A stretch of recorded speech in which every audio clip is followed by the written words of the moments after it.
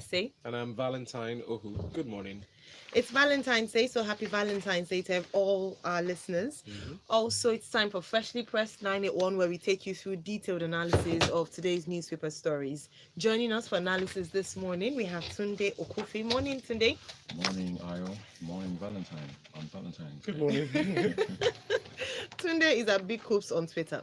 Also, we have Mr. C. Morning, Mr. C. Good morning, Aya. Good morning, Valentine. Good Good morning, morning. gentlemen. Good morning, Lagos. Happy Valentine's Day. Thank you very much. Mr. C is at D Mr. C on Twitter. And we have Waji, the corporate MC. Morning, Waji. Morning, Ayo. Morning, Valentine. Good morning, gentlemen. And good morning, Good Lagos. morning, G. Fantastic. All right. So this is how you can get involved in the conversation this morning. Send your message to WhatsApp 0809 0981. We're live on YouTube. We're streaming live, so subscribe, please. And if you're looking for us, type Smooth 981 FM Lagos in the search box.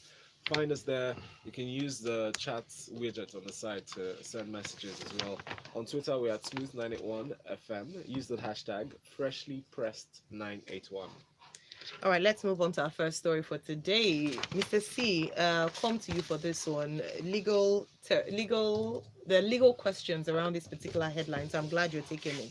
Confusion as Supreme Court voids Lyon's victory in Bayelsa. Lyon in question is Mr. David Lyon of the All Progressives Congress. As Bayelsa State Governor, his official inauguration was stalled as the Supreme Court yesterday voided his victory at the polls. Now, they went to the polls in November 16, 2019. He emerged winner with an overwhelming majority. And now the Supreme Court has said, not for his fault, but the fault, the found fault with his deputy, he will not be sworn in as governor. Please take us to the story, Mr. C. Okay, so on the 16th of November, there was an election conducted in Bayelsa to determine who the next governor will be. And at the end of that exercise, David Leon of the All Progressives Congress was declared the winner. Now, the PDP challenged that result and also filed a suit before the Federal High Court, asking the Federal High Court to determine whether the deputy governor elect Bio Barakuma Dege Eriemienyo could have validly been nominated for that position. Now, their allegation was he forged a document he attached to Form C001, which are proof of his educational qualifications. Now, they allege that the names on his primary school leaving certificate, his secondary school leaving certificate, his first degree certificate, his master's degree certificate, and his NYC discharge certificate all bore different names. Wow. Now, That's a real wow moment. in his defense, he had attached affidavits for change of name, Mm. saying that there was a correlation. Now, the Federal High Court ruled that there was no connection between the different names on all the documents, and held that he forged those documents to make himself eligible to be nominated. Naturally, he appealed that decision, and the Court of Appeal set aside the Federal High Court judgment, saying that there was a connection. Oh, through first name. Maybe one had first name, the other had I haven't read the second. judgment, but they set aside the judgment.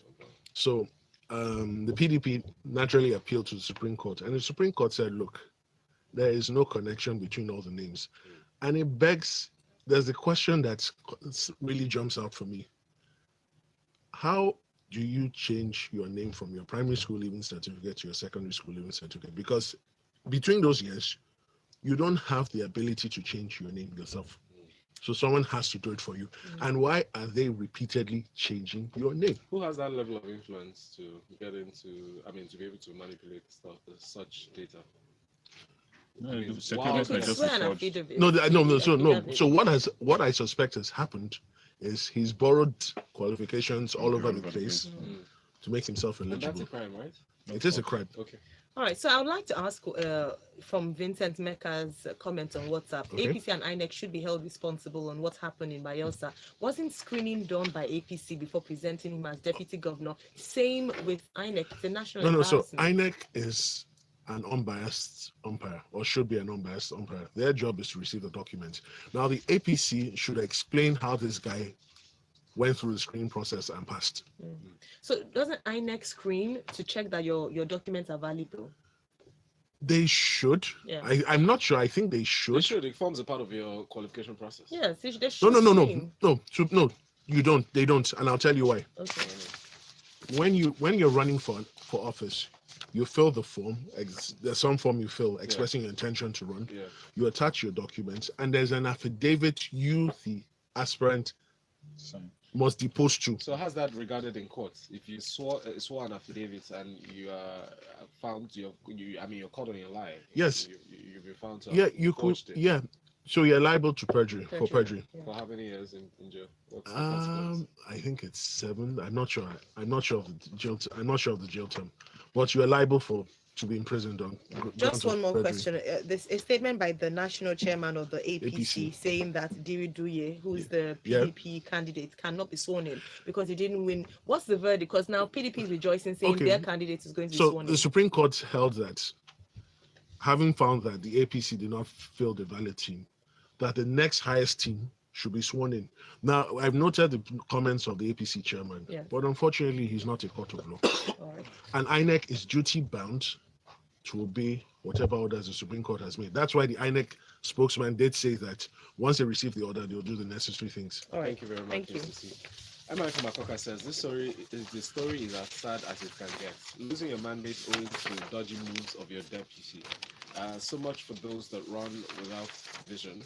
Beyond this expose, I'm looking to see prosecution of all the culpable parties to this cover-up. Truly, a man has no name. Happy Valentine's, everybody. Thanks, Emma. Bengals here. It says the spate of certificate forgery allegations against our political leaders is really alarming and it calls for worry. It's not even any different in the private sector. In a country like ours that accepts a secondary school certificate as a qualification to contest for a governor, why should anyone forge a certificate? Kudos to the Ondo State governor who only presented his O-level certificate and was voted in. Did I hear that PDP called the judgment of the Supreme Court yesterday as a victory to democracy? All right, thank you very much for your comments. Waji, let me come to you for the next story. Let's talk about what's happening with the weather and its effect on air travel and what's happening with British Airways passengers. Now, they've called for compensation over alleged abandonment. This is from the Guardian newspaper. The Guardian details what they've had to go through. Of course, we know that weather can be considered as an act of God, so you can't really, fault that. But the treatment of the airline of its passengers is what's in question here. Please take us through this story. Okay, for those who may or may not know, people are enjoying Hamilton right now, but for those who don't understand, share atmospheric conditions that are now causing delays with flights.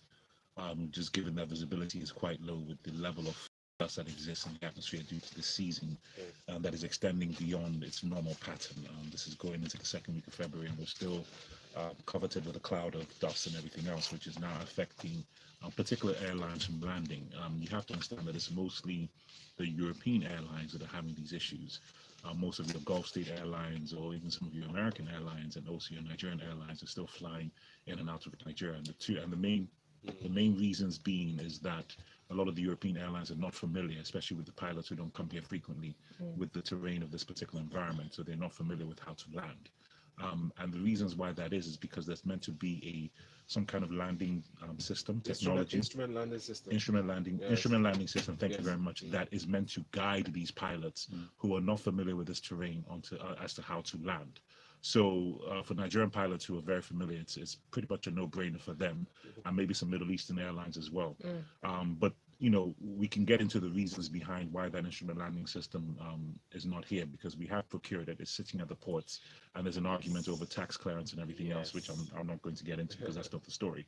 So the issue now becomes about British Airways not compensating passengers. Yes. I'm not a fan of British Airways. But anybody who knows me, and that's just the case. I don't fly them for this particular reason, is that they do not handle these compensations very well. It can oftentimes take many days, if not the case weeks, months, and now get these things together because they're just not set up for that level of service, and it's unfortunate.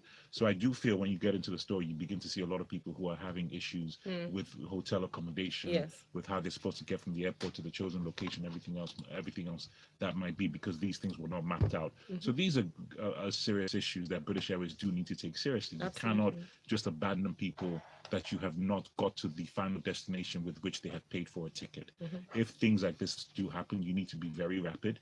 very quick and very agile with regards to how you respond to make sure your customers are within a satisfied state for them to be happy. So I do feel and I do appreciate where people are coming from. You can argue, well, what is British Airways meant to do? But this is the business that you're in. Well, there's a law guiding what they're supposed to do. Yeah, the Bill of actually. Rights. Yeah, no, Yes. there is a law guiding it. Yes, But and they I'm didn't just saying. actually meet him. Thank you very much. My point is for people who will argue, or what is British Airways meant to do, is to your point that you just made, that there are procedures that they're meant to follow. Absolutely, And there can be big arguments as to, well, will British Airways do this in another country? Why they only do it in Nigeria?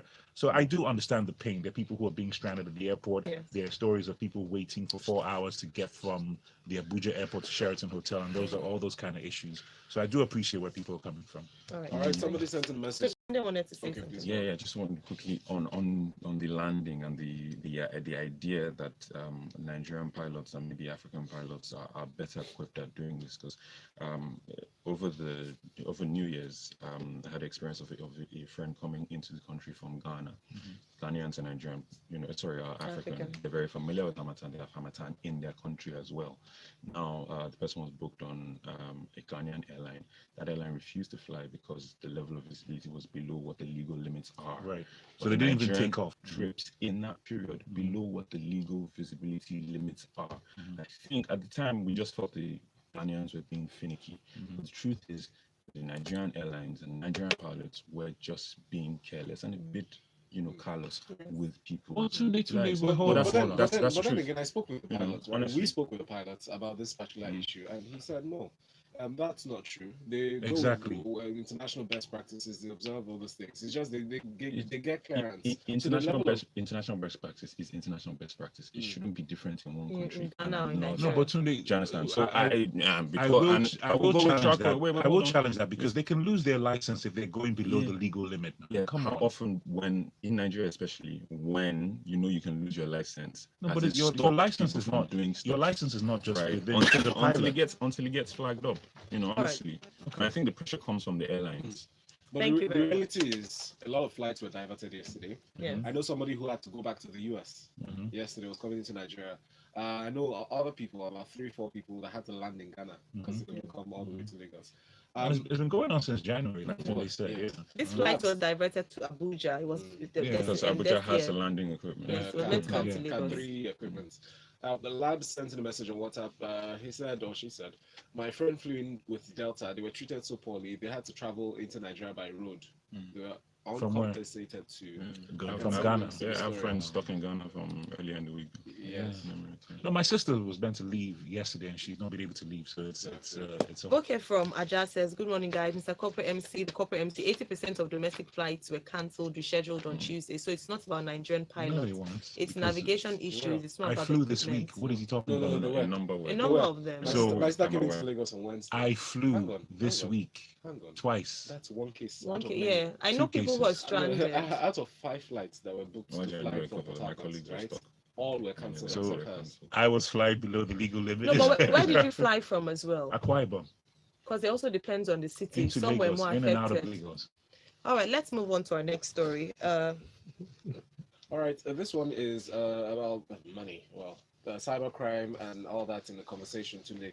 $3.5 billion lost to cybercrime in the United States in 2019. Official. When I was going through this story, I was looking for the Nigerian connection. There's always a connection to us. Yes. I was getting sidetracked with the airline one. Okay, so anything that has been about crime is obviously is always of relevant news and interest here. Not because we have a in terms of share of volumes that we're the biggest players, but definitely we have one of the biggest mind shares when it comes to fraud and crime. But the truth is, when you're looking at the absolute numbers, we're small time players. That's the truth. Biggest fraud still happens in the States, still happens in Europe, but we get a disproportionate amount of the bad rap, which answers why this is news in Nigeria. Premium Times is talking about it, but the numbers are mind-boggling. It's a huge industry. There are huge opportunities, and it is run by sophisticated crime syndicates. It's $3.5 billion US dollars was lost to cybercrime in 2019. Just some of the figures. Over 467 complaints were received throughout the year. Nearly 1,300 every day And that's mind blowing. And to realize, and when you look at the fact that the vast majority of complaints are not reported because sometimes it is embarrassing, especially depending on the type of scheme. Many people think that fraud probably only lies within the areas of advanced fee fraud, which is 419, which is the confidence man scam. But there's so many different types, and they're sophisticated now. Yes. The phishing scams, which typically has to do with online communication and email communication, where they send you maybe an email or a link for you to send a link in an email that looks innocent for you to click on, and then it downloads malware to your And your also PC. the other type that you receive emails from an email address that looks similar to the one Yeah, that's so on the that's business email compromise, where Yes. where you receive an email maybe from your bank, and it looks like it's legit from your bank, right?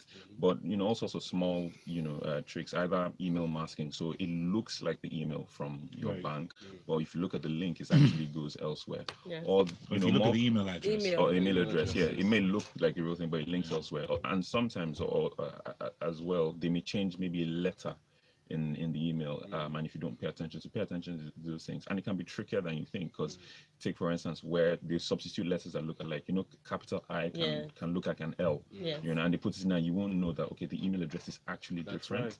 right. So it's really sophisticated, and sometimes a lot of it doesn't get reported. Also with a lot of the social media, selling, I mean, we all see these ads where they say, oh, buy this fantastic new product, and you wonder whether it's even real or true. That forms a huge area. And then, sorry, the final one, extortion. A lot that doesn't get reported. You remember the phishing email and downloading malware to your PC. Yes. Sometimes it targets people who consume pornography as well, and the malware will take pictures and no videos of people through your camera while you are on these sites, and then extort you. There was a teenager in the UK who made hundreds of millions of pounds from a simple scheme like that, and people don't want to report it. So it's a big area. Can I just quickly contribute to that, Tunde? But I think a lot of it is also individual discernment, which is what a lot of cybersecurity advisors always go for. Is that this level of hacking is always going to exist. So the onus is on you, the end user, to sometimes be a bit more discerning. Take a look at the email. Education. Take a look You at the language. You look at older people. Thank So you they know very who they're much. targeting, Talking about money and fraud, Ponzi scheme. Let's go to New Telegraph for this one, Mr. C. SCCM SEC, that's the Securities and Exchange Commission, blocks operators' accounts with over 1 billion naira. Why? Please take us to the story. Okay, so the DG of the acting director general of the Securities and Exchange Commission was briefing the press yesterday on the activities of the commission in 2019. And as part of the briefing, she disclosed that the SEC had blocked some bank accounts with sums over 1 billion naira belonging to operators of illegal investment programs. Now, we've been filled with or regaled with news about illegal companies promising astronomical returns to gullible members of the public, and in the process fleecing them of hard-earned sums of money. Yeah. And the SEC has been on top of it. Apart from enlightenment campaigns and ads, they've also gone after these operators, and so far they've been able to block accounts over 1 billion. They have also placed properties worth 1.22 billion under investigation, and they've shut down about 4 of them. In addition to that, she said that she explains or expounded the gains the commission made in 2019, which included collective investment schemes, institutional capacity assessment, market enforcement, and rules. And for 2020, she says the commission is looking at making more strides in information technology, regulatory regime, financial technology, master plan execution, and enforcement. And the commission plans to improve the security of investors by requiring BVNs now for all investors in the capital markets, in addition to some NIB, BSS, BFN validation portal. Also, the approval process for the issuance of debt securities, she promises, will not exceed 5 working days. from All this right. year. Thank you very much. Sukomi on WhatsApp says, with regards to the story on the airport terminal, says, as far as I'm concerned, airport terminal refurbishment is like putting lipstick on a pig. If we do not get flight and airport safety right, if we do not prioritize airport infrastructure, we are just wasting our time. All right, thank you. We have more messages, but could get to them in time. Waji, let's get to the story now. New Telegraph reports that foreign financiers halt investment in Nigerian oil fields. They made some reasons that alluded to this move based on the uncertainty in the Nigerian business sector. One of them is the uncertainty surrounding the crucial energy sector. Ease of doing business has enabled or disabled by the government. But what are your thoughts? I've been seeing the huge sum that we might lose annually, $2.7 billion. Well, okay, so let's put that into context. So that money that we could be losing annually is as a result of the level of production that will be dwindled Yes. from our current capacity if this investment is removed. Mm-hmm. Because this investment now ensures, especially when you're working with the big players such as Exxon and Shell and other individuals, in terms of boosting up the production capacity with the millions of barrels currently going on. Now, the challenges with these foreign investors is that the economic environment is not suitable when you look at things like tax and royalty laws and just the sheer economics of it, the impending uncertainty around the oil reform. These things now contribute towards the uncertainty that these foreign investors are looking for. Because one of the things that we have to remember is that when foreign investors putting money into Nigeria, they're doing that for the purpose of seeing how best they can recoup their margins from it. So it's on their own particular interest. And if for whatever reason the environment is not favorable towards them, then they're not going to put their money in, and that's it. They don't owe us any particular lofty reasons for them to invest. They're doing it for their own particular purpose. So this now beckons the question of how Nigeria now responds, because the conversation should not be worrying about the foreign investors in as much as we quote unquote need that money, but we should also begin to ask ourselves, what do we now need to do to operate our own capacity to produce oil, our own refineries, to make sure we're no longer imported depending on these petroleum products, et cetera. And then also looking at how best do we diversify the economy, how best do we take advantage of the current revenues that we're getting from oil to now do different things in the agricultural sector and the financial services, telecommunications, tech, or whatever the case may be. We now have to begin to restructure and think things differently, because currently we're number one producer, but if these foreign investors were to pull out, we're going to go behind Angola, and we're no longer going to be the top earner on the African continent, which I don't necessarily see as a problem, because I think we need to cure ourselves of the black gold disease and moving toward diversified systems. I mean, for crying out loud, 90% of government revenues in this country comes from oil. And if we're going to have these issues and we're depending on that, we're going to have a catastrophic situation. So we now need to begin to think differently as to how best do we adjust our mindset and our thinking so that we don't have these dependencies on oil. Can we invest some money into the refineries so that we have better control, so we're not also dependent on foreign investors? So this is the kind of conversations that I'm hoping will be touched on and tackled in the oil reform bill that's coming out. Thank you very much. And this reports by Global Oil Consultants, Wood Mackenzie, is going to be released today. It echoes our conversation about around this area of the sector yesterday. Daily Times has this reports, and today I'll come to you for analysis on this. 679 bills before House, spokesman reveals. It seems they're working. What do you think? Yeah, I kind of have a different. I have a different perspective. Stop saying because they have 607 bills before them means that they're working. How many of those? To me, almost looks like there's a log jam in a sense, right? The rate of I would always analyze the rate at which they do pass bills and pass bills that are beneficial to the people. You get. We see how quickly. I know this is at the federal level, but we see how quickly certain bills get expedited through the House when it is of personal interest to them. So this story it's not a long story. It's one where they're saying, okay, look, since the beginning of the Ninth Assembly, which is just in their view not long ago, they already have 679 bills. But yes, that's what you're there for. So work, right? Don't a teller at the bank shouldn't say I treated X number. It's what you're there for. Even if it's not, it doesn't necessarily relate directly. But like an artist saying, I have 679 songs, but you have no album. You have no album. You get what I mean? Yeah, it is. Yeah, it is. I was going to your ask. job. So in other Mhm. parts of the world, on the website, on the assembly website, you should have how each member votes, how many bills they Exactly. I was sponsored, coming because there. then, okay. No, I really was coming there because this is, people just like to say things. Yes. Yeah. We like to measure effort a lot, and this story is in measuring effort. So because 379 bills, what are the bills? Mhm. How many have been? How many have you passed since you Yes. come? Don't tell me the bills that you're standing on. And considering the amount of money and how much of our budget goes to maintaining these guys, it makes me think of, value for money. Are Yeah. we getting value for money? We have a large government. The government is big. It's too big. It's bigger than it should be, and it's bigger than we can afford, to be honest. And then to Ayel's point, e-governance. I mean, there's a story around which country now collaborating with us to put in place an e-government platform. Things that would should provide more transparency to what's happening. What are the bills that have been put forward? Yeah. How did these guys Vote. vote? Very Who important. sponsored which bills? We Exactly. can't tell. At what stage is it? First reading, second reading? Has it been presented Everything at that all? goes on there is a black Yes. box, and Yes. we don't know until it's reported to us. Very true. Let's go back to you, Mr. C. Indiscriminate tax waivers affected the Federal Inland Revenue Service or Revenue Service target for this year. That's what the FIR's boss is saying. What's today? 14th February, second month in the year. Are they?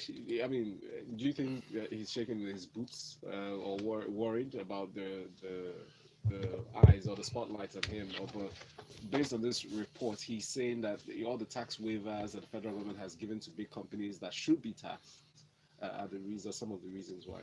Okay, so if we all take our minds back, the previous chairman didn't get a second term because the government felt that the FIRS was not meeting its targets. So a new guy was brought in, and this is a new guy. His name is Mohammed Nami, and he says he's identified some of the reasons responsible for that, and they include non-discretionary tax waivers, illicit financial outflows, and high overhead costs for the FIRs. Now he says that tax waivers were granted indiscriminately, and that is a major cause. So the question, Mr. Mohammed Nami, if you're listening this morning, who authorized the tax waivers? It's the same government. But it's possible it was, under the supervision of the previous FIRS boss. Yeah, but it's still the same administration. Yes. So if you're concerned about tax waivers and them being given indiscriminately, you need to liaise with the Minister of Finance and the people running the economy to see that it stops, including customs. He's also blamed illicit financial outflows and blames multinational firms for shifting out income. Now, he needs to be careful about this because there are legal agreements in place that regulate the flow of money out, especially when technology is being brought in from outside the country. Yes. So he shouldn't make blanket accusations. And he says the operational costs of the FRS are too heavy for the work it does. Okay, fine. That's why you're there. Sort it out. Perhaps this is Agree with a that one. preliminary indication of some recommendation you probably put to the government. Maybe there's a paper that's coming next to say, beyond the 7.5% increase in VAT, let's remove the waivers. No, what he says he's canvassed better official discretion in granting tax waivers. Yeah. I wish him All very right, best. thank you. I think, like we've mentioned a number of times, you are looking for results. So Yeah. don't come and tell us the obvious issues. Thank you. Tell us what Thank you're you. going Thank to you. do. In fact, that's exactly what Larry is echoing. He said, please tell our government output, not effort. That's Lara from Lekki. Yeah. Moya says those Senate guys, did they eventually buy the cars after the public outcry? Actually, that's a good We point. need to- They did. We will No, never know. no, they bought the To cars. this thing. They bought To the this cars. thing. Yeah. Yeah, but yeah. Right. Interesting. All Thank right, you, Lagos, gentlemen. thank you so much for being a part of the show this morning. It's been great. Just again, good news. Agua Jalingo has been regained freedom after 5 months. So Oh, the journalist that was. yes, in Akwa Ibom, Nice. tight bond, 10 million naira bond and 700,000 naira cash for his bill. Well, thanks a lot to our analysts this morning. Tunde Okufi at Big Hoops on Twitter. And thank you to Mr. C, Adi, Mr. C on Twitter. And of course, Waji at the Corporate MC on Twitter. Oh, by the way, Waji, there's someone here who's saying your English is impeccable and that you run classes, that your flow of use of words and all that. So just connect with the person. Call to me. I'm Waji's manager. All right, Lagos, we hope you have great plans for the rest of the day. It is Valentine's Day after all. For us, we're here with you till 10 o'clock, and we have a special session of Lagos Talks 901. We have a special announcement, so please make sure you're tuned in at that time. We need you all our family members to gather around for a family meeting. Before then, we have sports in the locker room 981. Tega will be joining us very shortly. Stay tuned. Okay, this flight thing, because I'm a bit worried. Are these pilots breaking the law? That's what the Ghanaian pilots and airlines implied. That's Tony, what I they know told we us. can They be said trash, because- but will we take that risk, bro? Yes, Waji, yes. That's what These guys run these planes like Kabu Kabu Kabu. No, They I'm have not a talking target. about. They have a Yeah. target to meet. You have to fly like how many? They do it. That's What did they do? Someone just said I in will. the I will. comments. I'm sorry. No, I will that- not. I will not take. I would. that I would. I earpiece- would not. I would not immediately trust in Nigerian and Yes. Nigerian business Yeah. for not wanting to stretch the rules and the boundaries. They said The airlines, earpiece other airlines are not landed- flying, but you're the only one flying. Please explain to No, me. but the Middle Eastern how. ones are flying. No, they're not. They said No. they disrupted. Emirates- Yes, Emirates they is disrupted. My friend coming in from the UK is stuck in Ghana They since just for use our 2 lives days. sometimes. They're stuck in 2 days. My colleagues coming in from Dubai are stuck in Ghana. Okay, because I flew this week, and these planes So, took A off lot of the on domestic time. flights. So many, You like do I think on And Wednesday, nothing happened. I think on Wednesday all No, domestic imagine flights them. Bao has were question for us. and they were pressured to do so. They were pressured to But do it so. got worse on Wednesday. It got worse on Wednesday. It got worse It on got worse on Wednesday. Wednesday. You know, The horrible local operators have an Hello. association, and they complained that the only airports that can fly beyond 6 in Nigeria, Lagos, When you say beyond 6, what do you mean? most airports at 6 p.m. we shut down. Okay. So no going, no coming. Lagos, Port Harcourt, He's Abuja, real Maybe Femi. Kano. He knows. Don't So- mind and it. they're